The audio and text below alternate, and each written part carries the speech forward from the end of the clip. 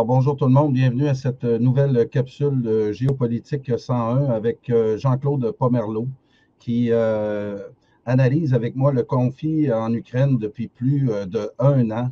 Et suite à cette discussion-là qu'on a eue, nous, avant même le début de l'opération militaire russe, Jean-Claude a fait paraître dans Vigile un article qui nous parle du basculement du monde qui a commencé.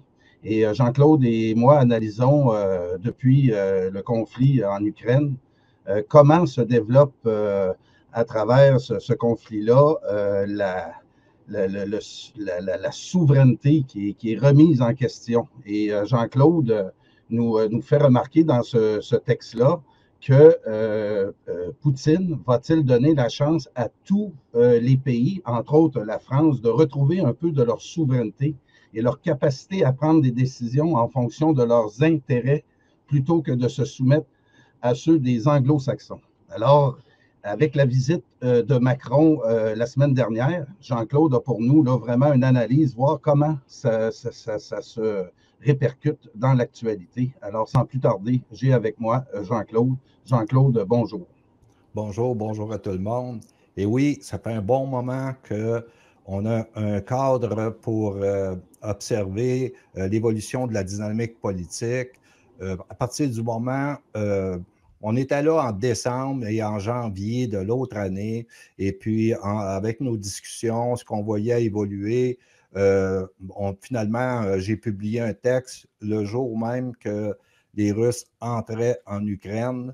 Et puis, c'était le déclenchement d'une dynamique politique qui allait mener au basculement du monde. Et là-dedans, il y avait des questions, à savoir, les Européens avaient été piégés parce que les Américains ont forcé la Russie à rentrer pour protéger la population russophone du Donbass. Et là, les Américains ont pu imposer une guerre économique à la Russie, entraînant les Européens dans ce piège-là. Et tout ça s'est fait au détriment des intérêts des Européens. Maintenant, la situation a évolué et à un moment donné, les Européens, on a senti qu'il y avait une résistance par rapport à les choix politiques des néocons vote en guerre américains. Et on a eu un signe de ça très clair au moment où Zelensky s'est déplacé le 21 décembre dernier à Washington pour demander une longue liste d'équipements militaires pour mener sa guerre. Et puis que là, en point de presse, il était avec Biden. Biden a répondu à une question d'une journaliste, à savoir ce qui était mis sur la table par Biden ne correspondait pas à la demande de Zelensky.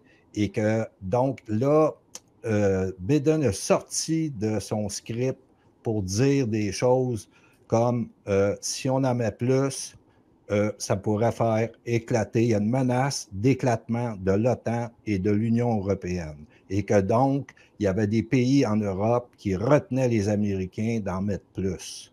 C'est très important. Et il y a aussi le fait que jusqu'à où pouvait aller, disons, le renoncement des Européens à leur propre intérêt dans ce jeu-là. Et à un moment donné, on a eu un autre signe, c'est quand le chancelier Scholz est parti en Chine et qui avait emmené avec lui une cinquantaine d'industriels, et puis pour aller préserver ses intérêts, parce que le conflit en Europe, Ukraine-Russie, c'est une chose, mais les Américains ont naturellement une intention vis-à-vis la Chine qui peut mener à un autre conflit. Et là, la guerre économique qui a eu lieu à cause de la Russie a amené des ruptures dans les chaînes d'approvisionnement, la hausse du coût de l'énergie, etc., qui a amené une inflation. Mais dans le cas où les États-Unis mèneraient une guerre économique avec la Chine, une guerre là, de haute intensité, là, où il y a des ruptures importantes, on comprend que l'Europe serait prise au centre de ça. Et là, on serait dans la fatalité, parce que là, si on souffre à cause de la guerre économique contre la Russie, contre la Chine, là, on est dans la fatalité. Et donc, ils ne peuvent pas se permettre ça. Et donc, c'est pour ça que Scholz était parti pour préserver les intérêts, parce que, on peut se dire, c'est beau être soumis, vassalisé, mais jusqu'à où, et c'était la question du texte du 24 février qu'on a publié, jusqu'à où tu vas sacrifier tes intérêts pour te soumettre aux intérêts des autres? C'est ça. Alors donc, là, la question, on a une réponse. On a une réponse avec la visite de Macron en Chine. Cette visite-là, d'abord, Macron, qui a la réputation d'être couché complètement face aux Américains, en fait, il veut, lui, dessiner une autonomie stratégique pour l'Europe. C'est ça que, quand il était à la conférence sur la sécurité de Munich, c'est ça qui a sorti. En même temps que les Chinois jetaient les gants contre les globalistes anglo-saxons. Alors, deux événements. Et donc, là, et tout de suite après, il a dit, moi, je prévois de me rendre en Chine. Et donc, les gens se disaient, ben lui, il est déjà couché. Qu'est-ce qu'il va faire? Et là, ce qui apparaissait dans les médias, c'était qu'il allait faire des remontrances à la Chine, à l'effet que la Chine ne doit pas aider la Russie, sinon, etc., etc. Et les gens ont accroché à cette partie-là. Mais on avait eu cette conversation. Là, j'ai dit un instant, il s'en va là 3 jours. Il s'en va là avec une cinquantaine d'industriels en Chine, 3 jours, pas pour faire des remontrances pendant 3 jours. C'est parce qu'il y a eu des négociations, que la Chine a beaucoup à mettre sur la table en termes d'intérêt des Européens, et que donc, là, il y a eu à disons, préciser sa ligne de politique extérieure vis-à-vis le globalisme. La France a eu à prendre, à faire un pas de côté. Tu te souviens, quand on parlait de ça, on se demandait quel pays en Europe va faire un pas de côté pour sortir du piège américain. Et là, exactement, c'est ce qu'on analyse, nous, depuis le début, c'est-à-dire le cadran de la douleur avec le conflit en Ukraine, comment on va réagir du côté européen. Et là, on commence à le voir. Là. Il y a eu l'Allemagne, puis là, la France. Et là, on commence à voir de la chair sur l'os sur notre analyse. On cherchait une réaction de souveraineté, c'est-à-dire une posture, soit de la France, de l'Allemagne, qui se fasse en fonction de leur intérêt, de l'intérêt de leur nation, plutôt qu'en fonction des intérêts américains au détriment de leur intérêt de leur nation. Et là, les gens, la plupart, en tout cas ceux qui ont une opinion très négative de Macron, et avec raison, eux autres, ils se disaient, il s'en va là, c'est un coup d'épée dans l'eau, il va se faire, on va se moquer de lui, grosso modo, s'il vient faire des remontrances, puis non, mais comme l'importance de la visite dans le temps que le président chinois consacre à son invité, le protocole avec lequel il le reçoit, et puis toutes ces négociations-là commerciales qui étaient scellées depuis quelques semaines, on voyait que c'était pas ce qu'on nous mettait à l'écran. Il y a peu de gens qui ont compris que c'était une fracture entre la position de l'Europe et des Américains dans le transfert, mettons, le changement entre le monde unipolaire américain et multipolaire qui est en train de se développer, et que c'est une tendance lourde, et que donc les Européens ont décidé de préserver leur intérêt vis-à-vis ce qui s'en vient. Alors donc, et là, mais pour que la Chine reçoive la France puis lui donne un rôle, il fallait que la France précise vraiment des lignes. Et là-dedans, il y en a plusieurs. Macron, dans une entrevue à Politico, c'est quoi? C'est un média américain, en fait, qui appartient à un Allemand, mais qui est un média américain, qui est sur la ligne de l'OTAN, etc. Et puis que là, ils ont eu une entrevue avec Macron, et là, ils se sont fait dire que la question qui nous est posée, nous, Européens, est la suivante.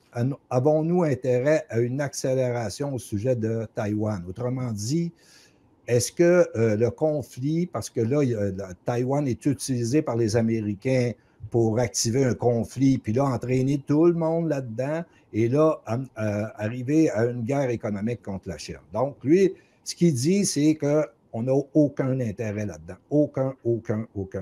Nous n'avons pas le temps ni les moyens financiers. Notre autonomie stratégique, il dit, et si on le faisait, on deviendrait des vassaux. C'est lui, là. Ah oui. OK. C'est lui qui dit ça, là, vassaux, parce que nous, on a utilisé ces termes-là qui sont très forts. Mais là, il dit, regarde, si on se soumet aux États-Unis dans ce conflit-là, dans cette guerre économique-là, on serait les vassaux. Donc là, on a le pas de côté, là. Certains Européens se sont plaints de la militarisation du dollar par Washington qui oblige les entreprises européennes à renoncer à leur activité et à couper leurs liens avec des pays tiers, sous peine de sanctions.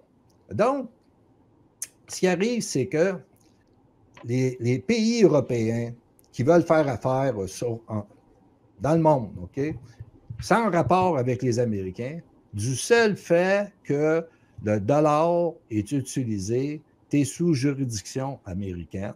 Et si tu fais, même si tu n'utilises pas le dollar, et là, tu t'en vas, puis tu dis, le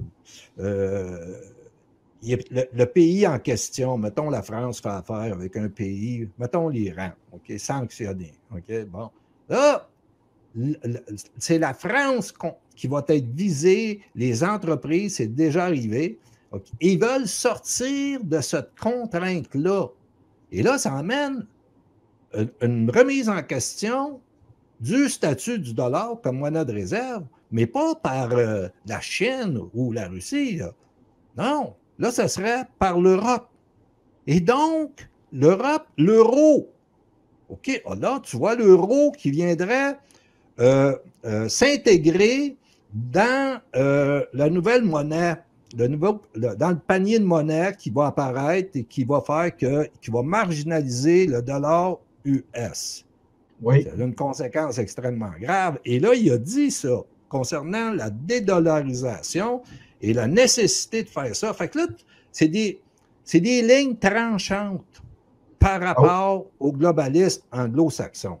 Fait que, il est dans ça. Et Politico, il a été très critique.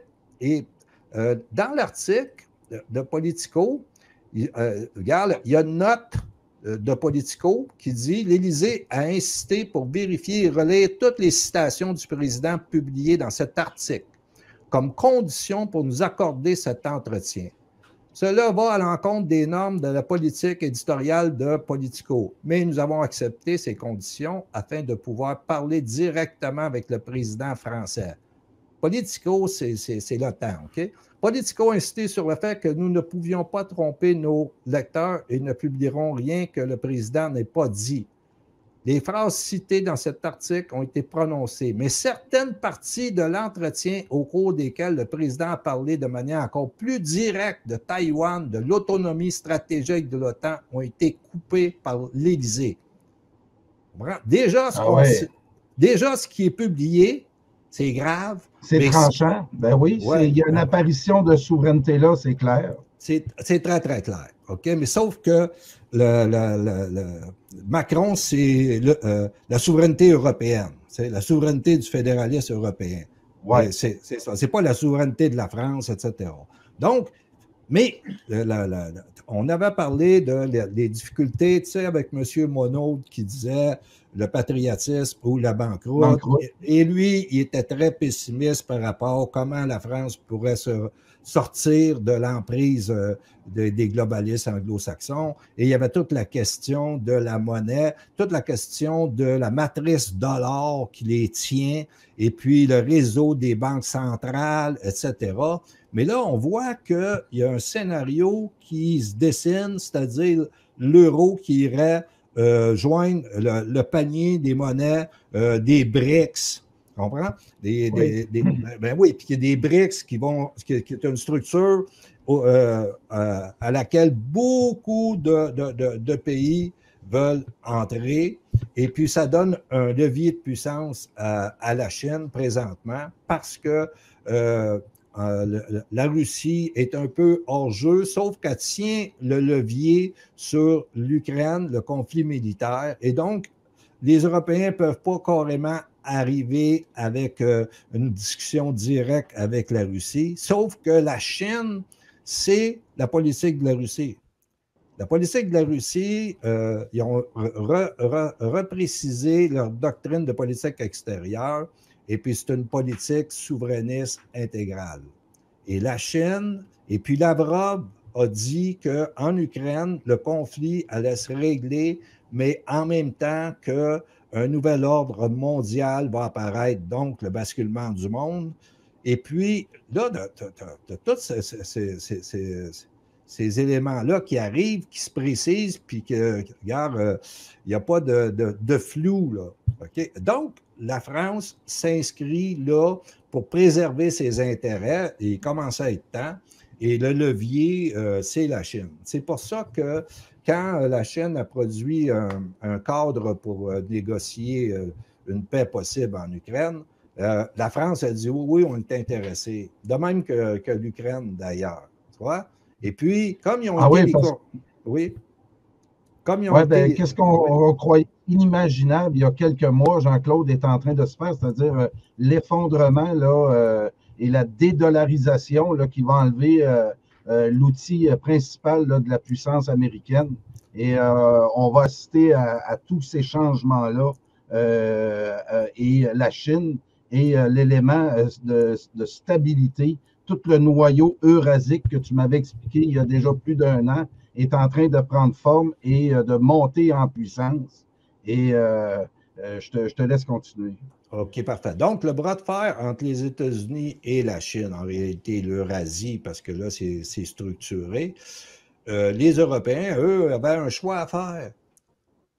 Ou, comme dit Macron, on demeure vassal dans ce bras de fer-là entre les États-Unis et la Chine, ou c'est l'autonomie stratégique, c'est la ligne, ça c'est sa doctrine maintenant, l'autonomie stratégique de l'Europe.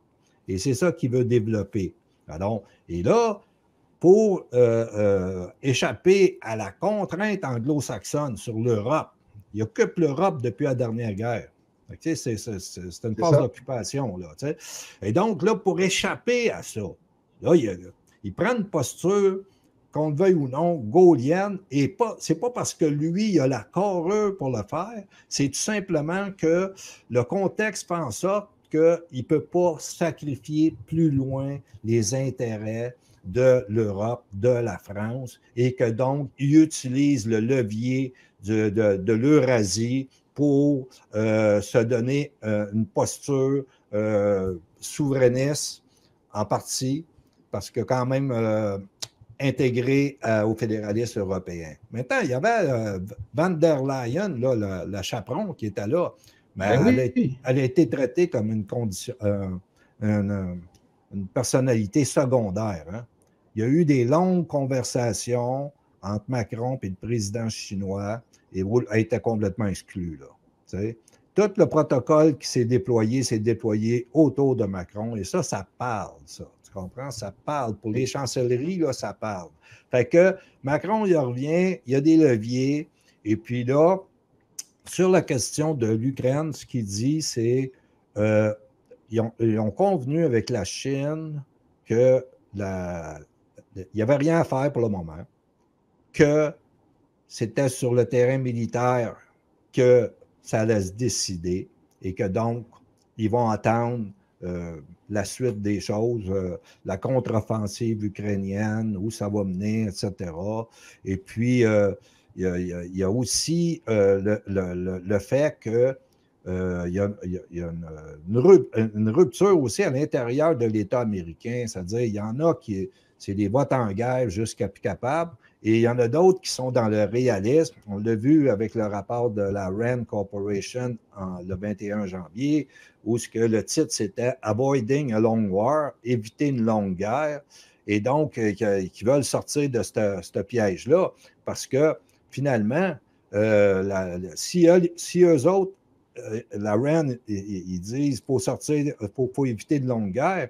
De l'autre côté, c'est possible que la Russie veut une longue guerre pour les amener complètement, forcer la rupture à l'intérieur de l'OTAN en Europe et forcer, parce qu'il y en a été des discussions, il y a eu une discussion aussi là-dessus, sur l'architecture de sécurité européenne, là où ce que les Chinois pourraient rentrer dans le jeu.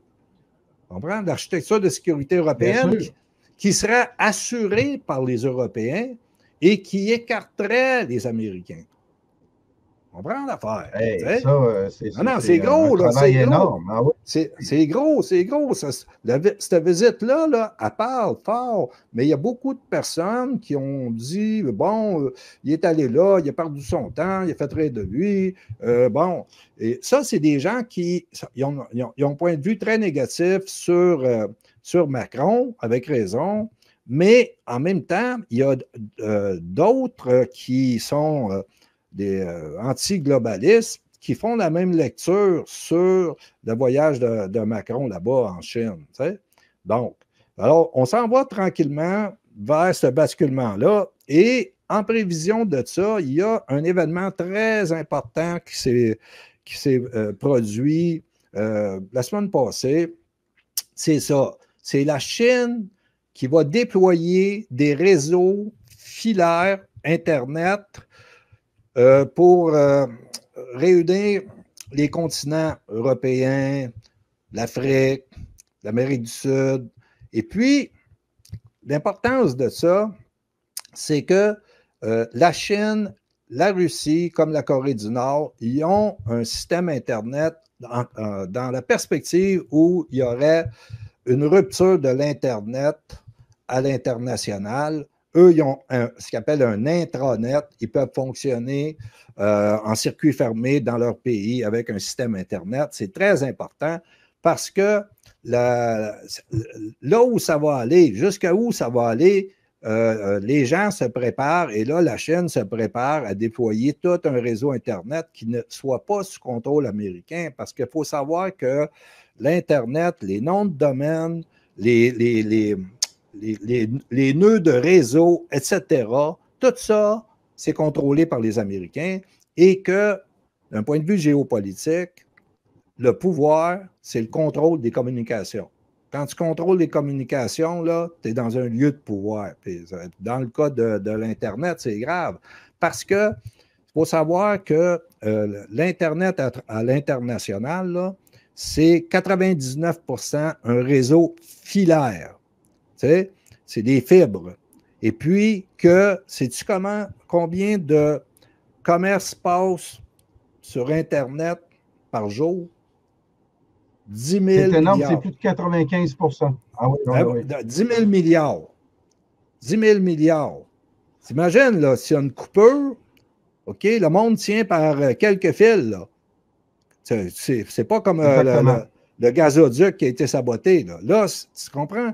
S'il y a une coupure là, il y a un monde qui s'effondre parce qu'on est dans une dépendance complète au réseau par rapport au flux de distribution de marchandises, le circuit de paiement, etc., etc. On est de plus en plus, disons, dépendant du numérique pour notre propre existence. Alors, tu vois où est-ce que ça s'en va? C'est une guerre numérique.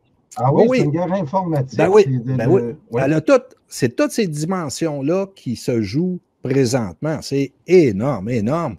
Et moi, ce que je vois, c'est que dans le voyage de Macron, il y avait toute la partie propagande convenue. Regarde, on va dire aux Chinois, faites attention, aidez pas les Russes, surtout pas avec des armes, tout ça, tout ça. Bon, ça, c'est la partie propagande. La partie réalité, parce que c'est là qu'on est, c'est les intérêts. Et là, dans la mesure où Macron s'identifie aux intérêts européens, prendre distance par rapport aux globalistes anglo-saxons, on a un événement majeur. Majeur, c'est ça. Alors donc, puis ces déclarations, j'invite les gens à aller lire l'article Politico, on peut peut-être le mettre en description. Voilà. Oui, a été traduit en français. Et vous allez voir que, puis si vous allez sur Wikipédia Politico, vous allez voir le profil de ce média-là, vous allez comprendre qu'il était là, puis il essayait d'en apprendre le plus possible, tu comprends, de Macron, parce que c'est eux autres mêmes qui étaient mis en question, là. Ah oui, oui, absolument. Non, t'imagines, là, le journaliste de Politico, là, puis il se fait dire par Macron, on ne veut pas être les vassals des Américains, puis voici, et puis nous, on veut l'autonomie stratégique de l'Europe, on avait parlé de ça. À quel moment l'Europe reprend en main son architecture de sécurité et la fin des conflits arrive au moment où les Américains sont écartés de l'équation sur l'architecture de sécurité en Europe. C'est tout. Alors donc, et là, on s'en va vers ça. Et en plus, il faut comprendre un autre morceau, mais tellement important, c'est quand le président chinois a visité l'Arabie Saoudite, on en avait parlé, je t'ai dit, là, il y a beaucoup de choses qu'il met sur la table pour intégrer l'Arabie Saoudite dans un grand jeu, et puis que, partant de là, l'Arabie Saoudite voulait absolument rentrer dans les BRICS, de même que l'Iran, et que, partant de là, il allait devoir laisser leur conflit à la porte. Et donc, ça a donné la chance à la Chine d'être le courtier de la paix. Mais cette paix-là va s'étendre parce que l'Iran, l'Arabie Saoudite, ils activent des acteurs, OK, dans différents pays, sont en conflit, puis ils nourrissent des pays, des conflits en Syrie, au Yémen, au Liban, etc. Mais là, c'est la paix qui peut s'étendre. Et là, ce que c'est que tu as, c'est que tu as le pool d'énergie sur la planète qui vient de passer sous cette zone d'influence-là. Comprends? Alors, donc, regarde, puis là, les Européens regardent ça. Tu sais, il peut y arriver qu'il y a une décision de monopole qui dit, le pétrole, vous allez le payer tel ou tel prix, ou vous n'aurez pas, ou peu importe. Tu comprends? C'est un levier géopolitique énorme de pression sur l'Europe. Fait que là, eux, c'est un autre élément dans la réflexion de Macron et de Schulz, parce que les deux quand Macron est parti pour la Chine, Schulz était avisé et il était sur la même page. Ah oui. Alors, c'est tout ça qui bouge. Mais, bref, là, on a la France qui passe du côté de l'Eurasie. Ça, c'est certain. Ces déclarations-là, tu reviens pas. C'est trop tranchant. Il n'y avait pas de nuances. C'est en train de basculer de bout en bout. Dans plusieurs régions, il y a des réseaux qui sont en train de s'établir.